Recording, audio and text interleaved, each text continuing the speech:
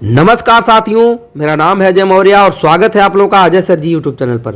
साथियों, आज मैं आप लोगों के लिए कक्षा 8 हिंदी का महत्वपूर्ण अभ्यास प्रश्न लेकर के आया हूं। तो आज का हमारा पाठ है 15 और पाठ का नाम है एक स्त्री का पत्र। साथियों, आप लोगों को बताना चाहता हूं कि डिस्क्रिप्शन में लिंक मिलेगा जहां आपको कक्षा 6, 7, 8 के सभी अध्याय के वीडियो देखने को मिल जाएंगे। तो यहाँ देखिए, पहला प्रश्न है, बिंदु को लेकर मझली बहू के घर वाले क्यों चिंतित हो उठे।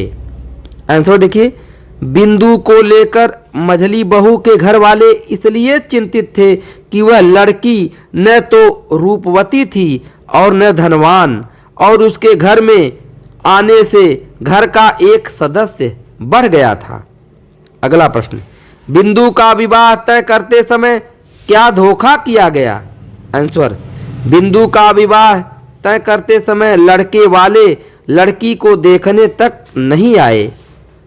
पागल लड़के के साथ उसका विवाह करके धोखा किया गया। अगला प्रश्न, बिंदु को दोबारा बलात ससुराल भेजने का क्या परिणाम निकला। आंसर देखिए, बिंदु को दोबारा बलात ससुराल भेजने का यह परिणाम निकला कि बिंदु ने आग लगाकर आत्महत्या कर ली। अगला प्रश्न, मझली बहू ने पत्र के अंत में क्या निश्चय व्यक्त किया है। आंसर, मझली बहू ने पत्र के अंत में यह निश्चय किया है कि मीराबाई भी मेरी तरह औरत थी, उसके बंधन भी कम नहीं थे, उनसे मुक्ति पाने के लिए उसे आत्महत्या तो नहीं करनी पड़ी। मुझे अपने आप पर भरोसा है, मैं जी सकती हूं, मैं जीऊंगी। अगला प्रश्न, निम्नलिखित कथनों का भाव स्पष्ट कीजिए। पहला कथन है, कविताएं थी तो मामूली लेकिन उनमें मेरी आवाज थी। तो इसका भाव क्या है, कविताएं सामान्य स्तर की थी परंतु उनमें उसके हृदय की आवाज थी। अगली लाइन है, मां बनने का दर्द मैंने उठाया पर मां कहलाने का सुख न पा सकी। इसका भाव देखिए, मैं मां तो बन गई और एक बच्ची को जन्म दिया परंतु बच्ची के शीघ्र ही मर जाने से मां के सुख को न प्राप्त कर सकी। अगली लाइन है, मैं तुम्हारी चौखट लांघ चुकी हूं। इसका आंसर देखिए, मैं तुम्हारा घर छोड़ चुकी हूं। अगला है, मुझे अपने आप पर भरोसा है, मैं जी सकती हूं, मैं जीऊंगी। इसका आंसर देखिए, मुझे अपने आप पर भरोसा है कि मैं अकेले जी सकती हूं। अब आइए दोस्तों, भाषा की बात देखते हैं। भाषा की बात में पहला प्रश्न है, नीचे दिए गए मुहावरों के अर्थ बताते हुए वाक्यों में प्रयोग कीजिए। चैन की सांस लेना। यहां देखिए, चैन की सांस लेना का अर्थ है आराम करना। अब इसका वाक्य प्रयोग देखिए, जब मेरी परीक्षा समाप्त होगी तब मैं चैन की सांस लूंगा। अगला मुहावरा है, फूटी आंखों ने सुहाना। तो इसका देख लीजिए, अर्थ है नफरत करना।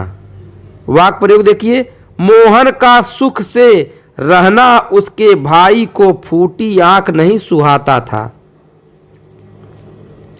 अगला देखिए, सीने पर सांप लौटना, ईर्ष्या करना। वाक्य प्रयोग देखिए, राम के भाई के स्थानांतरण का समाचार सुनकर उसके सीने पर सांप लौट गया। अगला देखिए प्रश्न देखिए, दूर शब्द का अर्थ होता है जो निकट न हो, परंतु इसी दूर शब्द के पहले सु उपसर्ग जुड़कर नया शब्द बनता है सुदूर, जिसका अर्थ होता है जो बहुत दूर हो। इसी प्रकार सु उपसर्ग जोड़कर 4 अन्य शब्द बनाइए।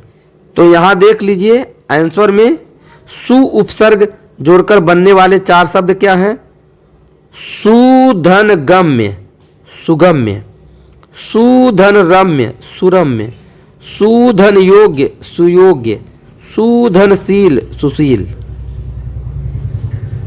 तीसरा प्रश्न देखिए, आज 15 साल हुए हमारे ब्याह को, तब मुझे 12वां साल लगा था ऊपर के वाक्यों में आए 15 और 12वां शब्द को देखिए। दोनों शब्द साल की विशेषता बता रहे हैं। दोनों शब्द संख्यावाची विशेषण है। एक गणना बोधक है, दूसरा क्रम बोधक। दो अन्य संख्यावाची विशेषण शब्द लिखकर उनका अपने वाक्यों में प्रयोग कीजिए। आंसर देखिए। नंबर 1, आज 20 साल हुए तब मैंने हाई स्कूल पास किया था, तब मुझे 14वां साल लगा था। दूसरा देखिए, आज से 17 साल पहले मैंने यह मोटरसाइकिल खरीदी थी, तब मुझे 15वां साल लगा था। इन्हें भी जाने। रविंद्रनाथ टैगोर भारत के महान कथाकारों में से एक हैं। कविता, चित्रकला और संगीत की दुनिया में भी उनका अपना विशेष स्थान है। लिखने का अति सरल ढंग अपनाते हुए उन्होंने समाज के विभिन्न वर्गों जैसे किसानों और जमींदारों के विषय में लिखा। जातिवाद, भ्रष्टाचार और निर्धनता जैसी सामाजिक बुराइयां उनकी रचनाओं का अभिन्न अंग बनी रही। रविंद्रनाथ टैगोर का जन्म सन 1861 ईस्वी में पश्चिमी बंगाल के एक धनी जमींदार परिवार में हुआ था। अपने लंबे लेखन काल में उन्होंने 90 से अधिक लघु कथाओं की रचना की। स्त्री का पत्र उन्हीं कथाओं में से एक है। सन 1941 में इनकी मृत्यु हो गई। तो दोस्तों, इस साथ वीडियो समाप्त हो रहा है। वीडियो पसंद आया तो लाइक कीजिए।